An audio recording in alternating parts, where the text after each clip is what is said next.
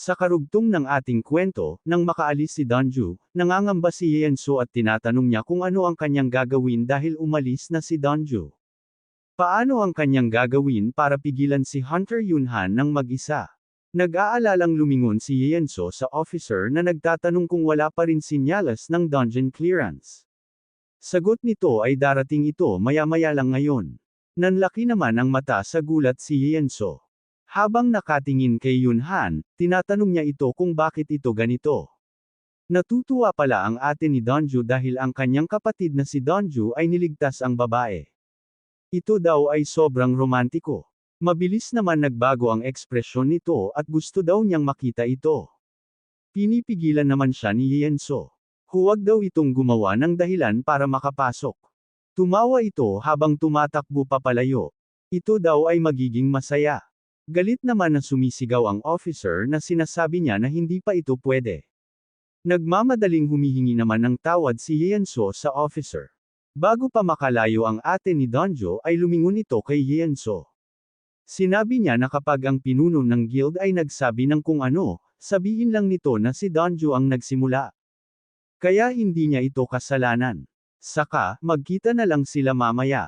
Nalipat ang eksena kung saan ginagamit pa rin ni Choi ang kanyang kamay para atakihin ang mga halimaw na mata.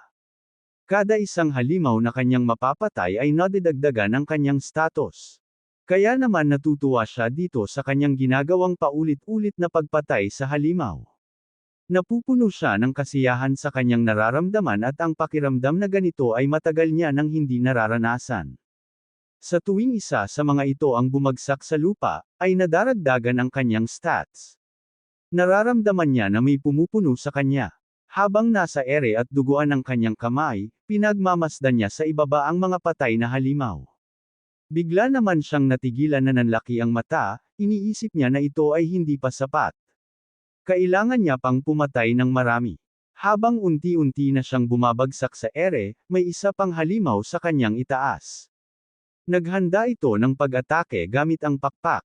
Nang paglansad nito, ay napalingon dito si Choi at naghahanda. Ginamit niya ang pag-atake ng halimaw upang maapakan niya ito at makatalon paitaas sa ibabaw ng halimaw, iniisip niya na kailangan niya ng maraming kapangyarihan. Pumatong siya sa ibabaw ng halimaw kung saan inaapakan niya ang pakpak nito at hinawakan. Tinatanong niya ang halimaw kung ito na lang ba ang natitira. Tumugon lang ito sa isang pag-atungal. Tinatanong ulit ni Choi kung wala na ba itong mga kasamahan habang unti-unti nitong hinihila ang pakpak ng halimaw. Sinasabi niya pa na hindi pa siya kontento. Nagpapakawala ng matitinis na pag-atungal ang halimaw dahil sa ginagawa ni Choi na unti-unting hinihila ang pakpak nito. Nang tuluyan niya ng mahayla ito, nagpakawala ng malakas na hiyaw ang halimaw na kanyang kinatuwa. Sinasabihan niya pa ito ng lakasan pa nito ang paghiyaw.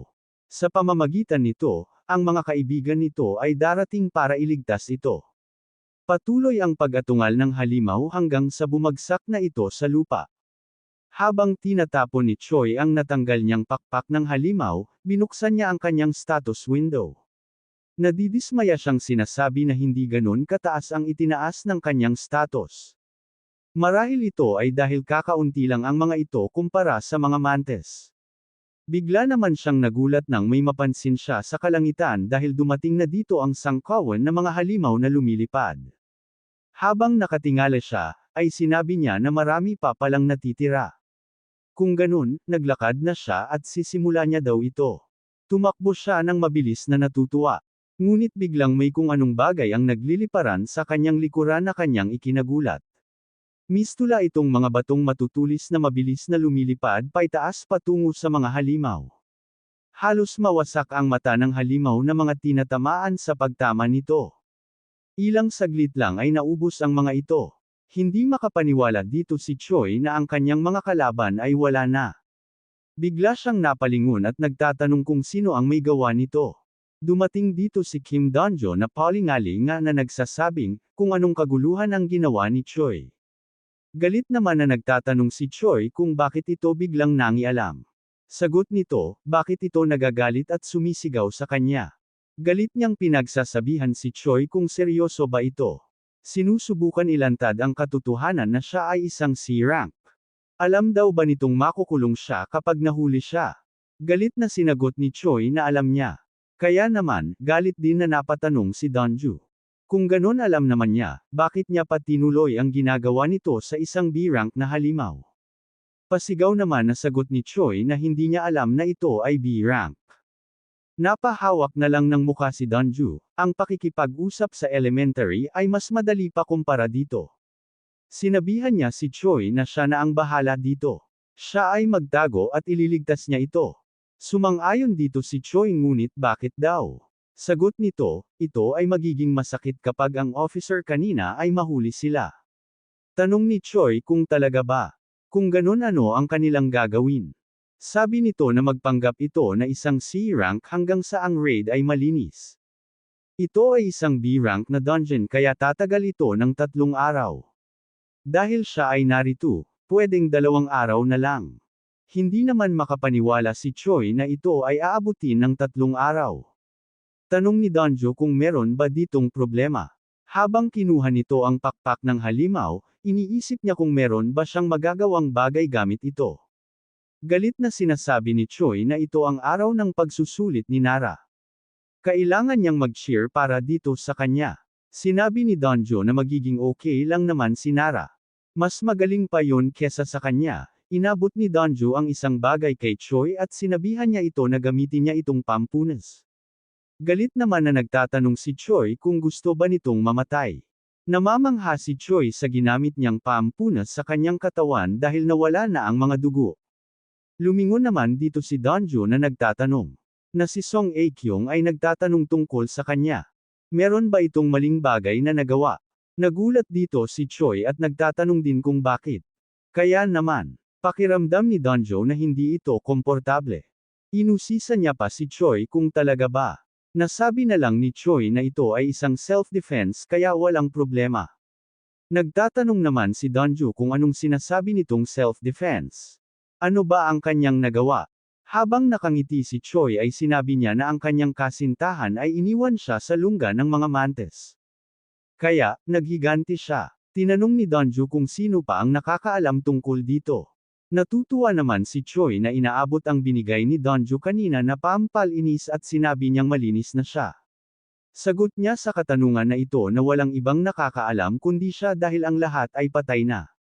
Galit na dinidiinan ni Donju ang ulo ni Choi at sinasabihan niya ito na seryoso ba ito na halos parang proud pa ito sa nagawa. Napapasigaw naman si Choi sa kanyang ginagawa na sinasabi niya ito ay masakit. Sinabi nito sa kanya na gusto siya nito ngunit bakit ganito ang kanyang pinapakita. Nang gagalaiti sa galit na sinabi ni Donju na hindi niya ito gusto.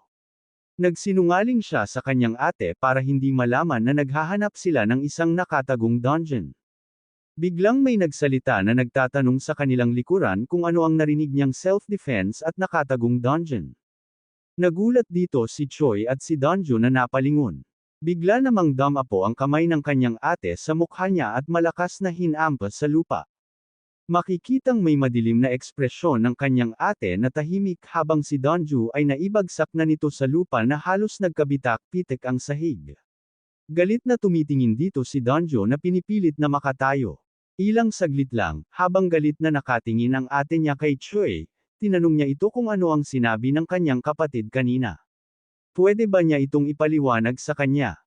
Dito na po nagtatapos ang ating kabanata. Abangan ang mga susunod pa nating upload. Huwag din kakalimutang mag-like, share, subscribe at i-click ang notification bell para lagi kayong updated sa mga susunod pa nating mga videos.